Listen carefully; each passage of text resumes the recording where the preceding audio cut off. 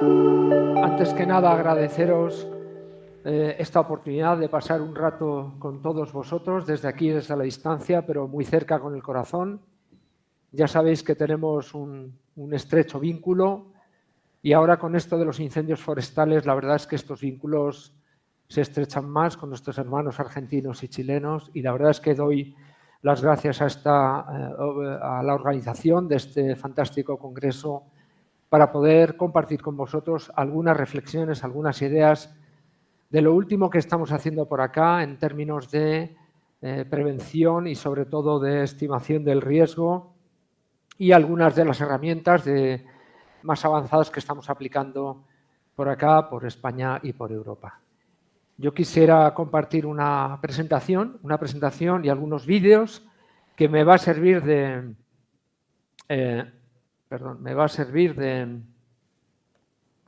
de apoyo a las explicaciones que quisiera dar. Para eso voy a compartir mi pantalla completa y voy a empezar la presentación que había preparado por aquí. Esta presentación, como habéis pedido, pues durará aproximadamente 1 hora, pero queda a vuestra disposición disponer de mi tiempo para, por si queréis interrumpir, enriquecer, hacer alguna pregunta o alguna anotación. Desde luego estáis absolutamente invitados. Yo soy David Caballero, algunos me conocéis, otros no. Soy el responsable del Departamento de Incendios Forestales de la empresa Meteogris. Meteogris es una empresa de servicios meteorológicos y climáticos basada en España, pero que da servicios a varios países en el mundo, sobre todo en toda Centroamérica, en toda Latinoamérica. La charla de hoy quisiera centrarla, básicamente es una charla de reflexión sobre los retos y avances en la caracterización y asesoría del riesgo de los recientes eventos de incendio forestal. Y esto tiene que ver con lo que estamos visualizando y experimentando en nuestra piel en los últimos años. Sobre todo estos 2 o 3 últimos años han sido especialmente duros desde el punto de vista de incendios forestales en todo el cono sur, en realidad en toda América, en Europa y en el resto del mundo. ¿Por qué?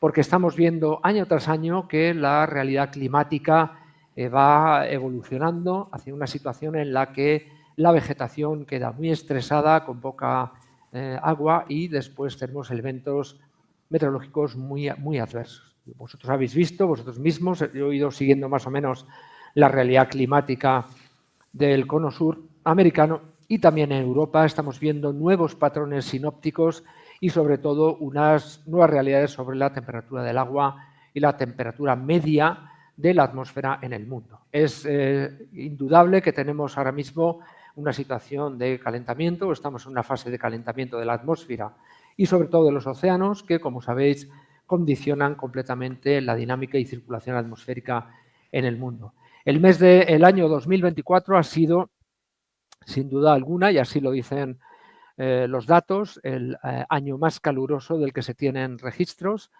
superando al 2023, y así vamos año tras año. Vemos que las anomalías hacen que sea el primero, segundo o tercer año más caluroso, centrado a lo largo del eje del Ecuador y cubriendo prácticamente toda la amplitud de los trópicos. Esto nos deja un patrón de temperaturas en ascenso y que va pegando saltos cada vez más fuertes, y desde luego lo que llevamos de 2024, que ya está a punto de terminar, nos indica que estamos sin duda en el año más caluroso del que tengamos registro. Por acá, por Europa, hemos sufrido en estos últimos años unas olas de calor inusuales, en el sentido de que no solamente golpea al arco mediterráneo, los países como Portugal, España, Italia, Croacia, Grecia, Turquía, etcétera, todo el arco mediterráneo que sufre claramente estas olas de calor muy intensas, sino estamos empezando a ver olas de calor en lugares bastante inéditos como Polonia, Rusia, Ucrania, etcétera, con temperaturas récord, desde luego, desde que se tienen registro. Esto nos deja una situación muy adversa en términos de dos cuestiones. La primera, ya lo he mencionado, es que la vegetación viva del Mediterráneo, adaptada a estas sequías y a estos calores estivales, está siendo sometida a un estrés inusual durante largos periodos de tiempo, con lo que no tiene ya no tiempo en el año, sino no tiene tiempo en varios años en recuperar su estado de vegetación verde. Por otro lado, nos deja esta temperatura otro fenómeno, que es la inestabilidad térmica. Nuestro suelo se calienta mucho y crea una capa límite muy caliente, termodinámicamente muy preparada para hacer ascender al aire. Nos deja, por tanto, un trozo, unos primeros metros de esa atmósfera muy preparados para succionar cualquier pequeño incendio que salga. Con esto tenemos dos componentes muy complicados y que nos deja en todo el mundo incendios que hasta ahora no habíamos visto. Creíamos que habíamos visto los incendios más grandes y más destructivos en el 2023 y desde luego 2024 se ha superado.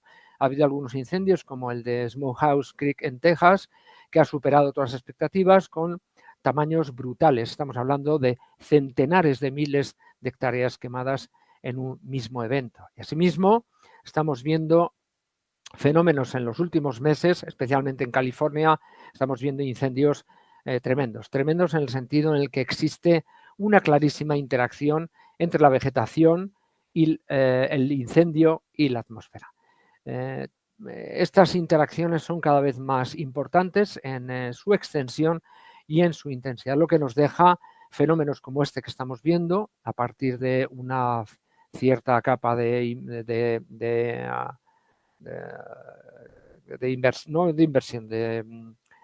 aplanamiento de la atmósfera. Tenemos la proyección de un pirocúmulo brutal hasta prácticamente la estratosfera.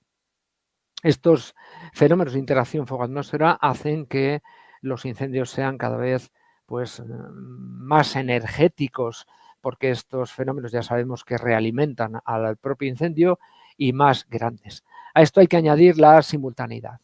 Ya digo que creíamos que habíamos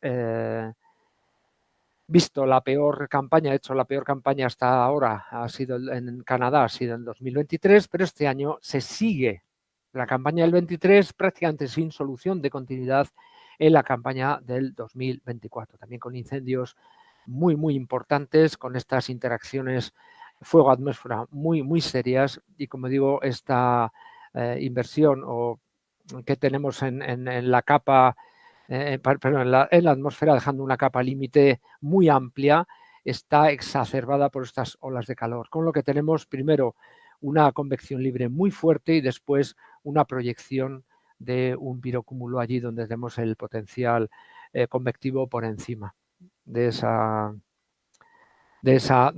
inversión o de esa limitación. Con esto tenemos incendios que afectan a grandes extensiones del territorio, y a lo que hay que sumar, como he dicho, había puesto en esta diapositiva, la simultaneidad. No solamente es esta primera gran emisión de calor rápidamente, que se encuentra con una atmósfera muy proclive a succionar y a crear esa interacción fuego-atmósfera y hacer que estos fuegos sean más grandes y energéticos rápidamente, sino además contamos con una simultaneidad. Esto hace que, obviamente, tanto el medio natural se vea muy afectado, especialmente si desnudamos tanta cobertura vegetal, pues queda después una respuesta hidrológica muy adversa frente a las erosiones en incendios futuros. Hemos visto, además de este efecto que tiene sobre el medio ambiente, la vegetación y la hidrología, hemos visto en Chile particularmente los incendios que hemos tenido cerca de Valparaíso en esta misma campaña, y de la que seguro que estáis tratando en detalle. Además, esas simultaneidades de las que hablamos, de esa fuerza, de esa fuerte ignición, esa fuerte iniciación del incendio, tenemos la afectación de zonas urbanizadas muy amplias. Aquí en la zona de Viña del Mar, Quilpué, hemos visto cómo ha entrado con fuerza un frente de llama muy energético, muy rápido, que da muy pocas oportunidades a la evacuación y a la protección de zonas urbanizadas amplias y también de áreas industriales. Este evento de los incendios de Viña del Mar 2024, sin lugar a dudas, va a ser un punto y aparte en lo que se refiere al impacto en la población, no solamente por el amplísimo número de víctimas, sino por la afectación generalizada de áreas urbanizadas. Ya habíamos visto en las campañas del 2023, en particular en algunas partes del mundo como en Hawái, en el incendio de la Aina, en la isla de Maui, habíamos visto afectaciones brutales sobre áreas urbanizadas. Y empezamos a pensar en que cuando el fuego entra en esas áreas urbanizadas dominadas por las viviendas, es un tejido urbano, empezamos a hablar de una conflagración urbana disparada por un incendio forestal muy difícil de parar.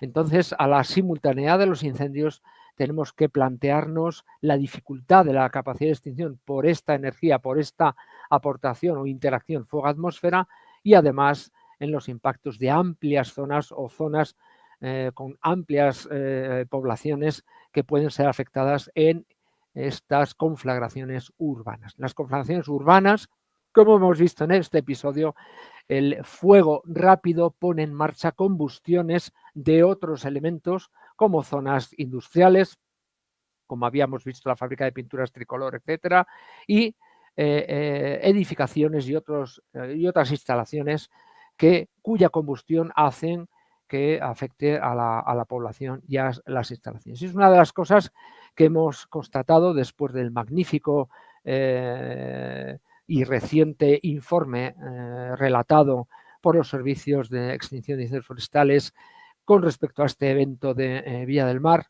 como los incendios que impactan en zonas urbanizadas, digamos que se propagan, se cuelan, en este caso por las barrancas llenas de vegetación y con poca prevención dentro de la zona urbana, y esa misma zona urbana es capaz asimismo de transmitir el fuego por viviendas de materiales ligeros. Esto crea una situación, como digo, de conflagración. El fuego se nos escapa por las barrancas y zonas de vegetación, pero pone en marcha además estas combustiones locales, pero muy dañinas de vivienda a vivienda. Con esto, ya lo hemos analizado durante este largo año, la importancia no solamente de fijarnos en la vegetación, sino además en la relación que hay entre la vegetación, las viviendas. Y cuando hablo de vegetación hablo del combustible forestal, la carga y la continuidad, pero asimismo estamos empezando a ser obligados a mirar muy en detalle cuál es esa carga y continuidad del combustible urbano con el cual se relaciona y nos crea este tipo de situaciones, que son situaciones locales, pero altísimamente destructivas. Ya habíamos discutido sobre estas imágenes, en este caso concreto en Villa Independencia, cómo vemos que hay unas combustiones locales que apenas afectan a la vegetación y en otros lugares son de altísima intensidad. Lo que más llama la atención en este punto en concreto del incendio, pero que es bastante significativo, es el nivel de destrucción de las viviendas. Ahora pondré un ejemplo o un contraejemplo que hemos vivido muy recientemente en Grecia, cómo el fuego ha pasado igualmente a través de centenares de viviendas y solo algunas, por no decir ninguna, se han quemado. Digamos que es el negativo, cuando hablo del negativo fotográfico, digamos es el contraejemplo de cómo un incendio que escapa por algunas zonas de vegetación pone en marcha combustiones generalizadas de todas las edificaciones. Esto nos indica que no tan solo la vegetación, sino también los elementos constructivos y cómo se disponen uno al lado de otro, crean esa carga y continuidad del combustible urbano, creando esta destrucción. Si fueran solo las casas las que se destruyen, la desgracia obviamente sería notable, pero no tanta como los terribles efectos que hemos tenido en este incendio con centenares de víctimas lamentablemente irrecuperables, porque una zona urbana se puede más o menos recuperar, pero las vidas humanas no. A esta situación de conflagración urbana, en la que se generaliza la propagación del incendio, en la que se nos elimina por completo la posibilidad de confinarnos en estas casas como refugios, porque ya dejan de ser refugios, hay que hacerse varias preguntas. Y la primera es qué efecto tienen sobre el tejido urbano y en particular sobre las vías de evacuación. El hecho de que tengamos un fuego de vegetación, que es del que hablamos aquí habitualmente, incendio forestal, sabemos que ese incendio de vegetación puede afectarnos a las vías de evacuación, pero además hay que añadir esa combustión generalizada de los combustibles del tejido urbano y el efecto que tiene sobre la evacuación. Sabemos que en la evacuación tenemos que tener en cuenta no solamente la propagación del frente de llama, sino también de la posición, densidad y expansión del humo. No solo el humo forestal, en ese caso, centenares de viviendas quemando con combustibles que no son forestales, no son estrictamente celulosa, lignina, etcétera, son plásticos, gomas y otros elementos que emiten gases exóticos, tóxicos, a una atmósfera ya muy enrarecida y muy tóxica. Aquí vemos, como digo, un antes y un después, y sí que podemos ver esta disposición de materiales ligeros, que es lo que buenamente pueden hacerlo la población de la zona, y aquí empezamos a ver esa primera importantísima relación entre la realidad social de un entorno urbano y el resultado de una conflagración urbana. Lo vimos en Maui, en Hawái, y empezar a considerar también estos elementos dentro de la caracterización del riesgo, porque si vemos los estudios del riesgo antes del incendio de Maui, nos damos cuenta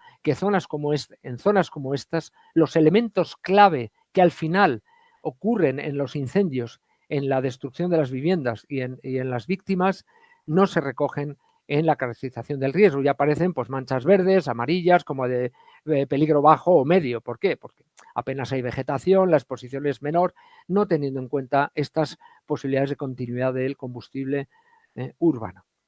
Con ello, creo que debemos empezar a pensar en incorporar estos combustibles urbanos en las regiones donde, en contacto o expuestos a un incendio forestal, pueden empezar a propagar y crear esta situación muy, muy dañina.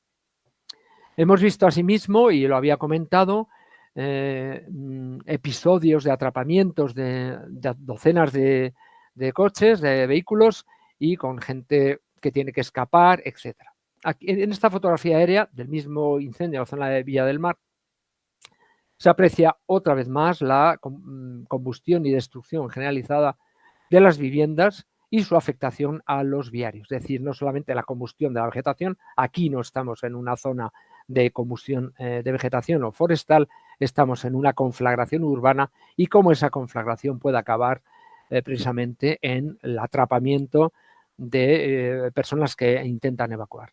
En esta situación, no es raro que algunas personas abandonen los vehículos intentando escapar a pie, bien por el pánico o bien porque los propios vehículos se paran por la presencia del humo, creando una situación de taponamiento, de un taco, y entonces no se puede circular. Esta arteria deja de funcionar y provoca que no se pueda evacuar por ese punto. Con ello hay que tener en cuenta en el análisis y planificación de las evacuaciones no solo la presencia del frente de llama dentro de las zonas urbanizadas, sino la propagación del fuego en una conflagración urbana y sobre todo el humo.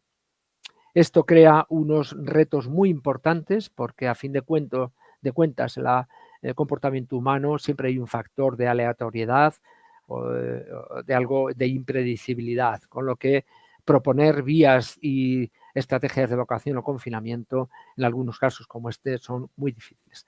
Yo tengo que decir que cuando veo estas imágenes, para mí es un déjà vu de otros incendios que hemos visto en otras partes del mundo, como digo, en Hawái o en Mati 2018 en Grecia. Es que parecen fotocopias de la misma imagen, como veremos.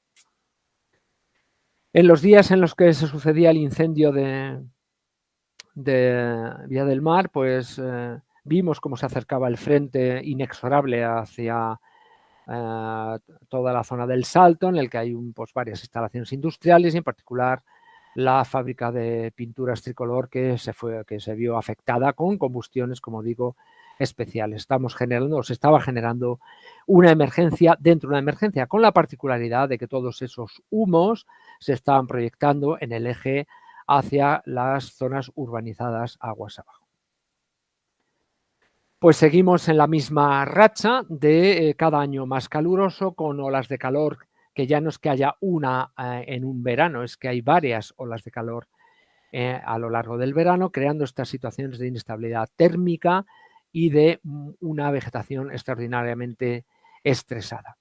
En 2023 tuvimos la peor campaña de incendios en Europa, con algunos de los mayores incendios jamás registrados, como el incendio de Alexandrópoli en Grecia, que quemó prácticamente 90.000 hectáreas. No habíamos visto esos tamaños en un único incendio jamás. Es el incendio forestal desarrollado más grande en la historia de Europa. Pero en todo el arco mediterráneo y siguiendo el patrón de las olas de calor, hemos tenido algunos eventos que han dejado docenas de víctimas y centenares de viviendas destruidas. Este año 2024 hemos visto episodios muy parecidos y traigo aquí como comparación al el evento de Viña del Mar este incendio de Barnabas en la provincia de Ática, en Grecia. Está muy cerquita de Atenas. Atenas nos quedaría en este lado.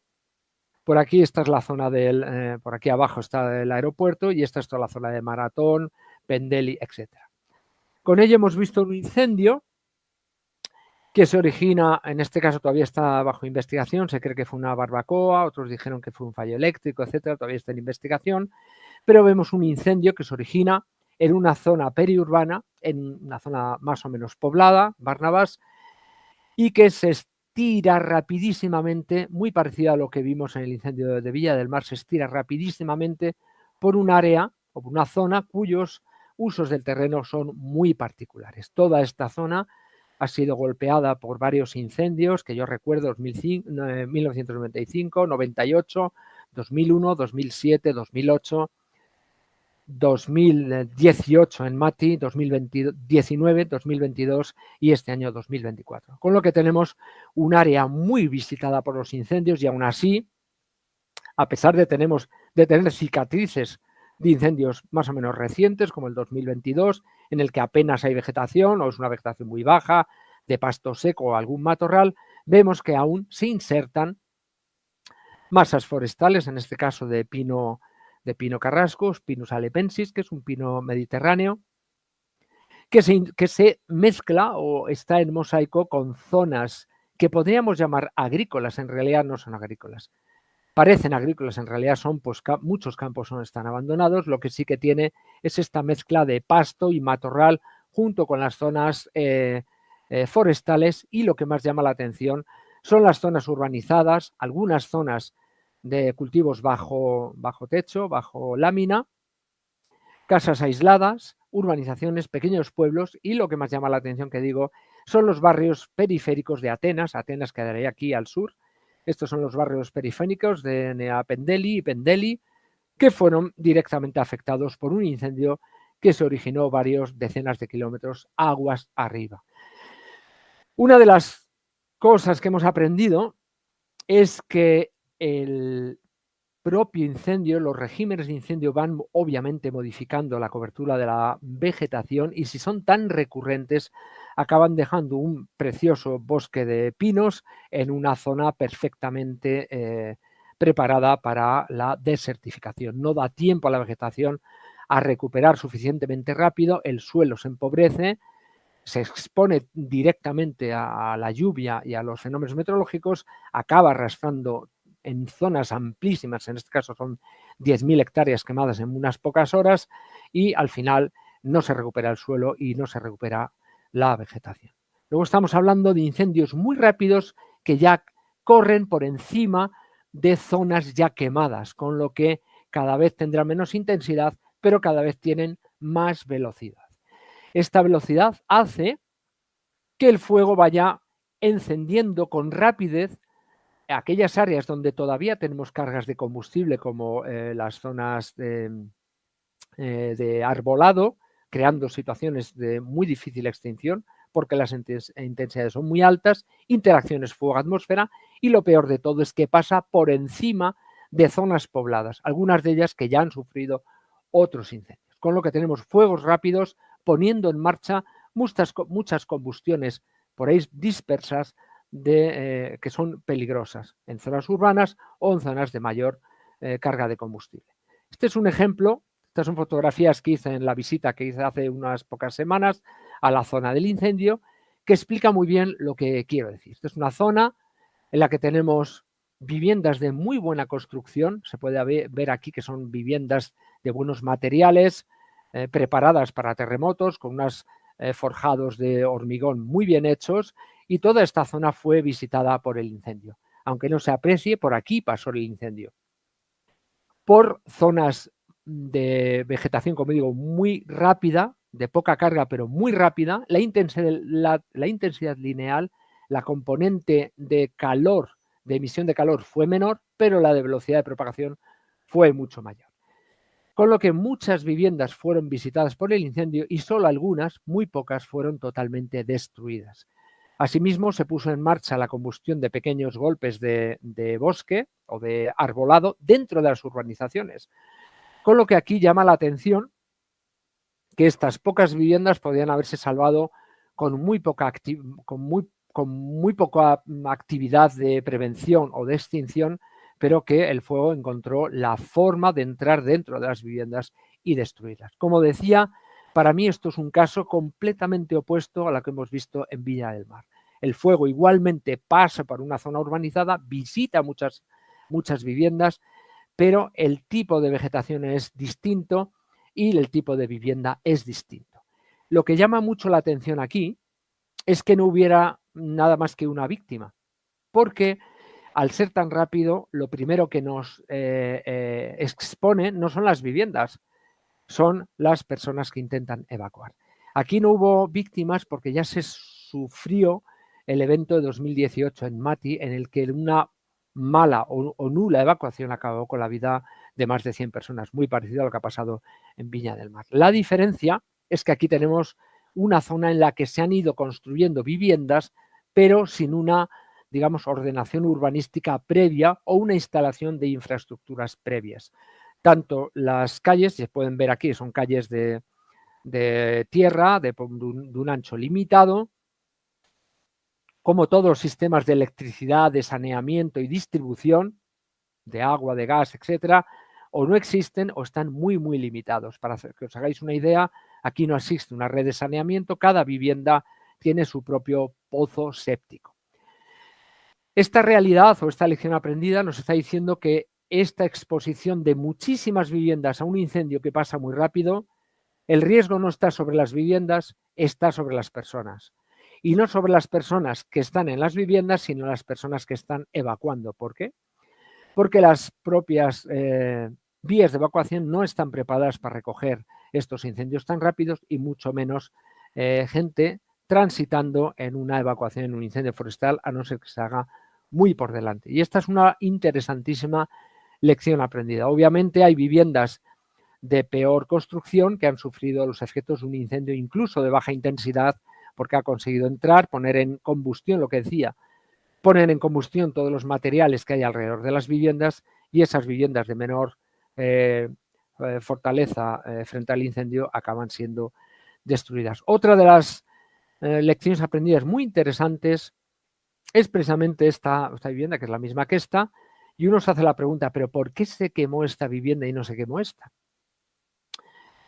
Pues por efectos muy locales, por la posición de los combustibles que hay cercanas, en este caso, en este lado de la vivienda, y alguna ventana abierta, o alguna abertura, o alguna exposición en el tejado. Son condiciones muy locales. En otros casos, las viviendas son salvadas por la acción de los propios vecinos que no se han evacuado, aunque les han ordenado la evacuación, ellos han desobedecido o han vuelto y han conseguido con muy poquitos medios. Me comentaba una señora que salvó su casa con botellas de agua, porque las combustiones de los elementos que hay pegados a la fachada se podían apagar con pocos recursos. Otro de los efectos más importantes que tenemos que empezar a pensar en estos grandes incendios que se desarrollan con rapidez sobre grandes extensiones es el efecto sobre la hidrología. En este caso es un suelo ya muy castigado por los incendios que deja prácticamente el suelo desnudo a suelo mineral, con muy poca o nula vegetación, y lo que yo vi allí que es que todos los cauces se colmatan con esta mezcla entre arcilla y cenizas y provocan pues después inundaciones, escorrentías, y lo peor de todo es que los trabajos o los esfuerzos de repoblación son mucho más difíciles. En Portugal hemos vivido recientemente unos episodios súper feos, con los mismos componentes, altísima simultánea de incendios, hasta 50 y tantos incendios en un mismo día, muy difíciles de apagar. en este caso con una situación de inestabilidad atmosférica y una situación de dana retrógrada que viene por el este, muy terral, soplando hacia el mar y creando unos fuegos muy rápidos, energéticos, que ruedan exactamente igual por esta mezcla entre zona forestal y zona agrícola. En este caso, en Portugal, en estas zonas, en el centro de Portugal, de Aveiro y demás, tenemos esta mezcla de mosaico y área forestal en parcelas muy pequeñitas, en minifundios que son muy difíciles de gestionar. Estos episodios en Portugal nos dejan varios fallecidos y centenares de viviendas afectadas o destruidas en un ámbito rural, y nos llama la atención exactamente igual esas interacciones fuego-atmósferas y la imposibilidad de los medios de extinción para atender a estos eventos. Queridos amigos, yo es que estoy viendo estos últimos años una serie de patrones y esto es algo que tenemos que pensar en nuestras planificaciones preventivas y darnos de la mano todos en todo el mundo y empezar a intercambiar información. Creo que este último informe generado sobre los incendios de Valparaíso es de extraordinaria utilidad porque pone en perspectiva de una manera muy rigurosa los hechos que ocurrieron. Hay que ser crítico con lo que ocurrió y desde luego empezar a diseminar nuestras experiencias, porque es la forma de encontrar patrones. Ya comenté cuando estudié el incendio de La Aina en 2023 que había fotografías que parecían una fotocopia una de otra. Este es el incendio de Mati, cómo estaba el antes y cómo estaba el después y el resultado en La Aina. Nuestros queridos amigos de Chile pueden ver exactamente patrones en lo mismo. Habíamos visto esos atrapamientos en mitad del mar, estos en Mati, estos en La Aina. Visualmente son idénticos. Es verdad que se llegan a estas situaciones en condiciones ligeramente diferentes, pero hay que empezar a preguntarse si existen patrones, si estamos caracterizando bien el riesgo, como había comentado, si estamos haciendo mapas de riesgo que reflejan después este desastre. Yo puse de manifiesto cómo puede ser que con este grado de destrucción en La Aina no fuéramos capaces de visualizarlo en los mapas de prevención que se había puesto en marcha. Exactamente igual, estamos presenciando incendios de componente viento terral que nos empujan una columna de humo muy tumbada con humos muy tóxicos porque está pasando por zona urbana hacia el mar, lo cual evita también cualquier intento de rescate por el mar porque esta columna de humo se nos mete varios kilómetros dentro del mar. Y exactamente igual, pobre gente que está sometida a una situación extrema de humo, de fuego e intentando autorrescatarse, en este caso en el mar, con unos resultados fatales. En Mati murieron 13 de las 104 personas murieron ahogadas en el mar. Asimismo, tenemos que empezar a preguntarnos si nuestras dimensiones de referencia que tenemos para construir nuestras infraestructuras de defensa y en particular las fajas perimetrales de baja combustibilidad, las fajas cortafuegos alrededor de zonas urbanas son suficientes. Hasta ahora tomamos como referencia la longitud de llama máxima prevista o adversa máxima para dimensionar esas fajas perimetrales. Estamos viendo que estas fajas perimetrales, frente a estos incendios a los que nos enfrentamos, están empezando a no ser suficientes. Y había propuesto que empezáramos a estudiar cuál es el tamaño de las columnas convectivas que se nos desarrollan como una dimensión de referencia para empezar a tratar no fajas, sino áreas, grandes extensiones, transformar esas grandes extensiones del territorio para hacer frente a estos nuevos incendios. Asimismo, en nuestros sistemas de simulación está empezando a ser poco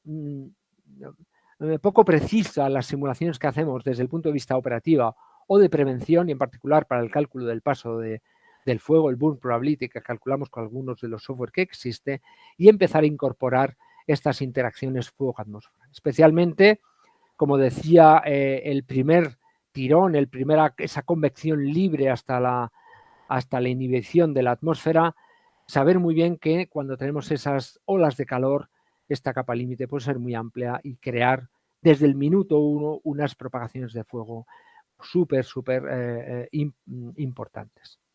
Quisiera dejar aquí algunos puntos de reflexión que ya tuvimos la ocasión de poner sobre la mesa en una de las mayores reuniones que hemos tenido sobre riesgos en el Mediterráneo, en Atenas, hace poco, y traigo aquí exactamente las mismas reflexiones que hice.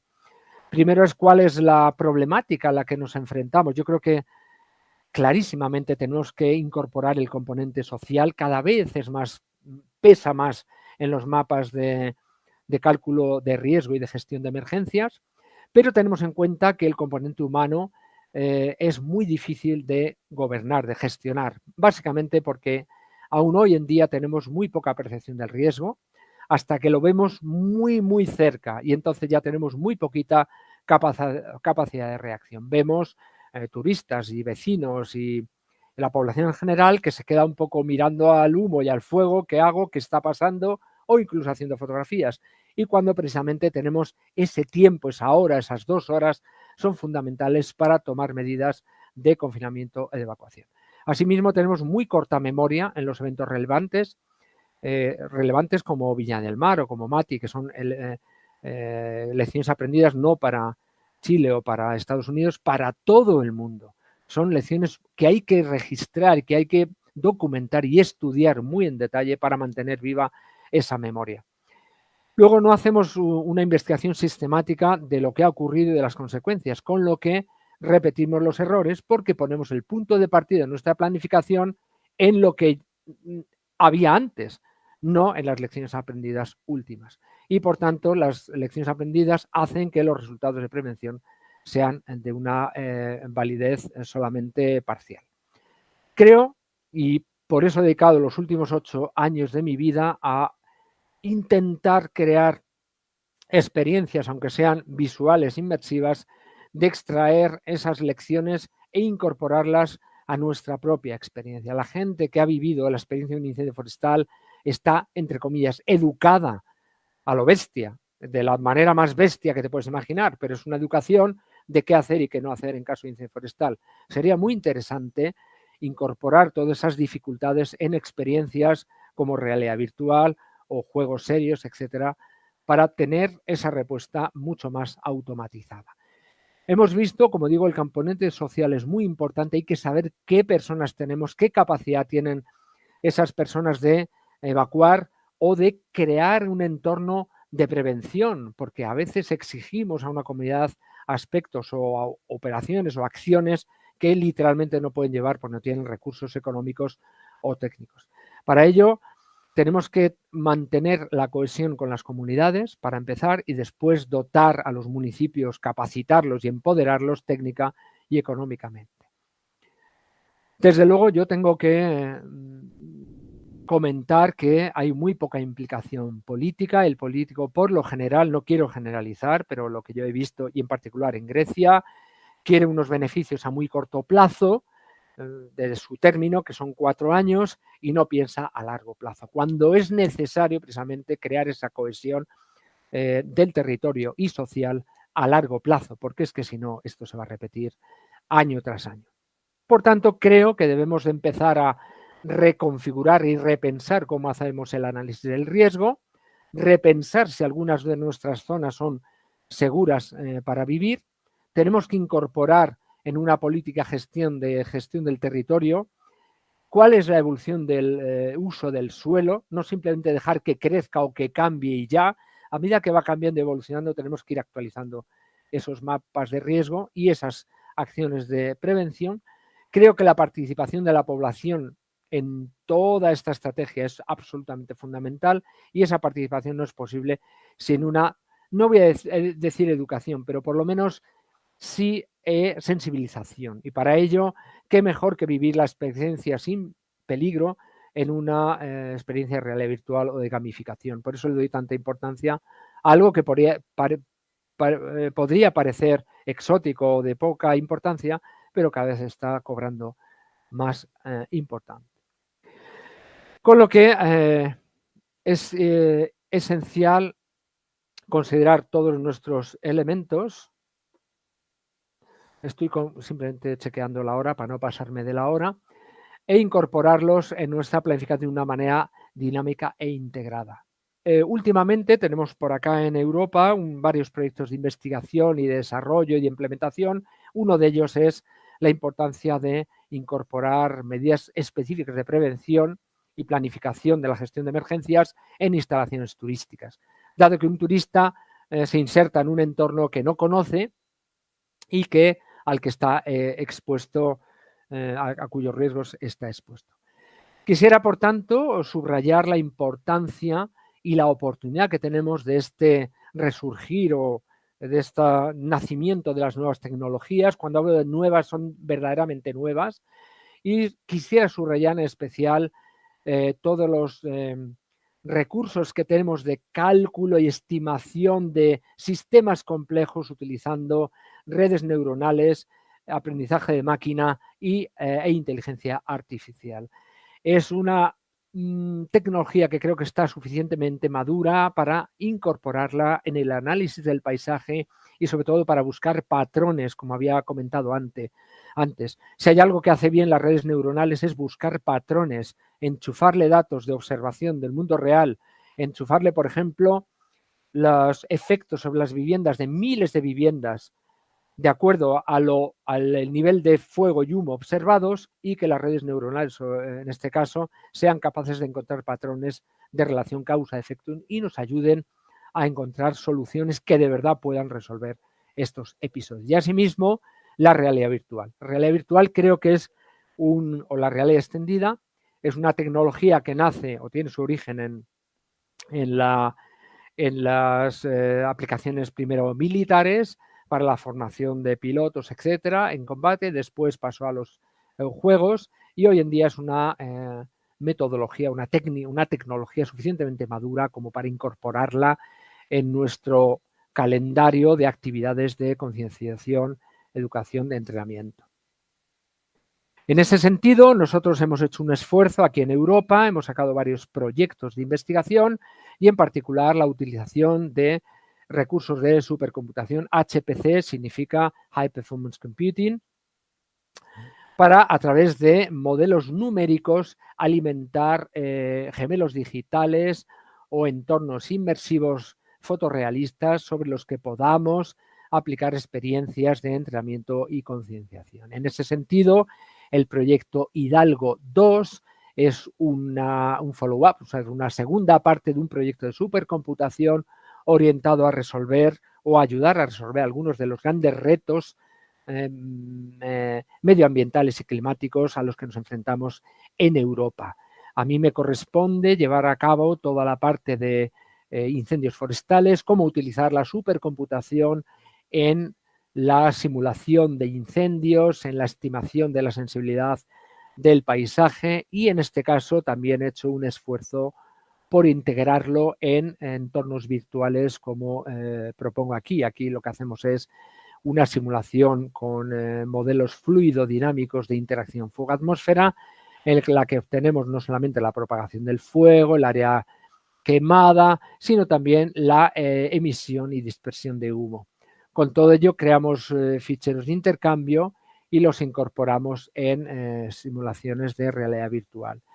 Lo he planteado en dos grandes escalas. Una es la gran escala de todo el territorio, grandes áreas de la propagación del fuego, y otras en situaciones muy locales, en lo que es una pequeña urbanización, un barrio o una zona extendida, poblada, en la que aplicamos otro tipo de modelos más complejos, modelos fluidodinámicos de interacción aire-atmósfera, en este caso la atmósfera da una condición de contorno de cómo está allí mismo el viento, ese viento se recoge por un modelo numérico mucho más fino e incorpora la combustión de todos los elementos, ya sean vegetación o viviendas, y creamos exactamente simulaciones fluidodinámicas. Yo quisiera compartir con vosotros muy rápidamente, porque ya no me queda mucho tiempo, algunos de los resultados o que hemos presentado del proyecto del proyecto Hidalgo 2, que hemos presentado recientemente en una conferencia de supercomputación o procesamiento paralelo y matemáticas en Ostrava, en la República Checa, y presentamos básicamente lo que os estaba comentando de cómo incorporar las simulaciones. Está en inglés, os pido disculpas por ello, no me ha dado tiempo a traducirla, pero esencialmente lo que queremos es simular la propagación del incendio y del humo en dos escalas. En la escala del todo el paisaje, en la escala de la microescala alrededor de viviendas. El resultado se incorpora de los modelos numéricos, se incorpora entre otros en entornos de entrenamiento inmersivos. Esencialmente tenemos, como digo, dos escalas, la escala de paisaje y la escala urbana, con unos modelos específicos. La escala de paisaje utilizamos el modelo Worf Sphere, que es un modelo de mesoescala muy potente, en el que hacemos un preprocesado de las condiciones de contorno, creamos un segmentado del territorio y lo aplicamos a máquinas de supercomputación en computación paralela. Hacemos expansiones, en este caso pone 180 minutos, pero ya hemos hecho simulaciones de hasta 7-8 horas en cortes de unos pocos segundos.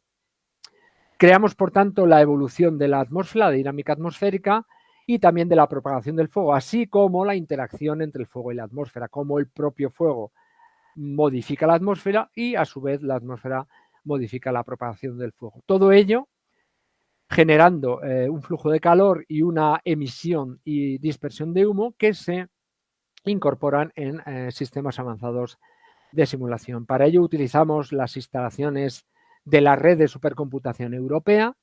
Son clústeres muy poderosos, son clústeres de exaescala, cuya capacidad se mide en petaflops. Nosotros en particular usamos Vega, Lumi, Meluxina y recientemente otras como Leonardo o Mare Nostrum 5. Nuestro software básicamente lo que hace es una downscaling de la atmósfera en altura, de la cual tenemos la información a partir de datos de circulación general como ERA 5 o el Centro Europeo. Creamos varios, digamos, dominios anidados de resolución creciente. Para ello aplicamos un proceso de downscaling hasta el nivel más fino, que es la zona más grande que consideramos como paisaje, de unos pocos cientos de kilómetros.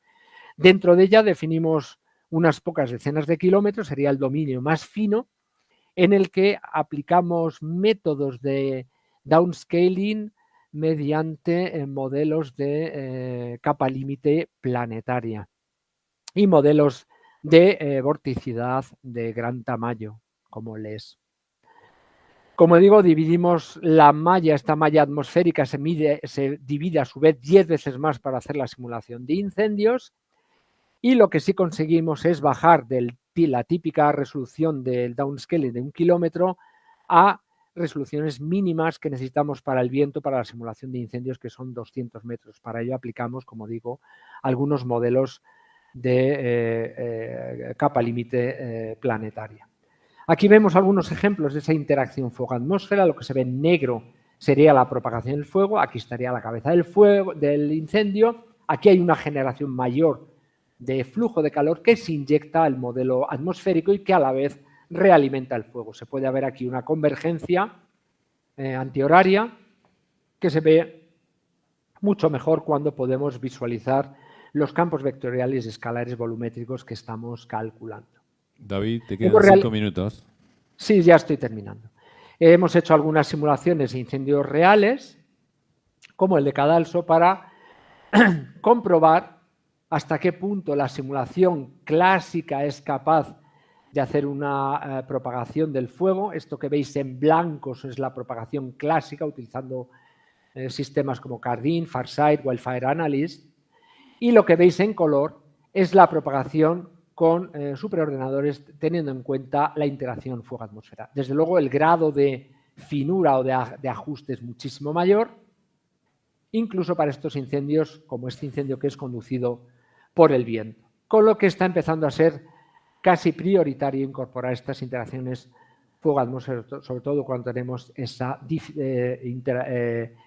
inestabilidad atmosférica. Para terminar, quisiera simplemente poner unos ejemplos visuales de cómo se hace la propagación del humo. Darme, nada, 2 minutitos y acabo ya. Os ilustro un poco cómo sería la simulación del humo. Esta simulación volumétrica de humo se incorpora en plataformas de visualización como Unreal Engine. Hemos programado materiales para que refleje la respuesta óptica del humo, teniendo esa visualización realista de la propagación. Incorporar todo eso a simulaciones visuales más complejas, en las que incorporamos además la geometría 3D, como el servicio Cesium, que te da toda la geometría de Google Earth, y así tenemos simulaciones en tiempo real en realidad virtual. Ya para terminar, los últimos retos que hemos hecho visuales, solamente quería poner un par de ellos, es a muy pequeña escala incorporarlo con Gaussian Splatting, que son reproducciones hiperrealistas a partir de fotografías hechas en dron, y a las que incorporamos la simulación del humo y del fuego. Todo esto se mueve en tiempo real en entornos de realidad virtual. Bueno, como este desarrollo daría para otra charla de otra hora, creo que voy a acabar aquí, más o menos en la hora que me habéis dado, y desde luego con todo esto que hemos visto estoy abierto a que me hagáis todo tipo de preguntas y os doy, por supuestísimo, las gracias.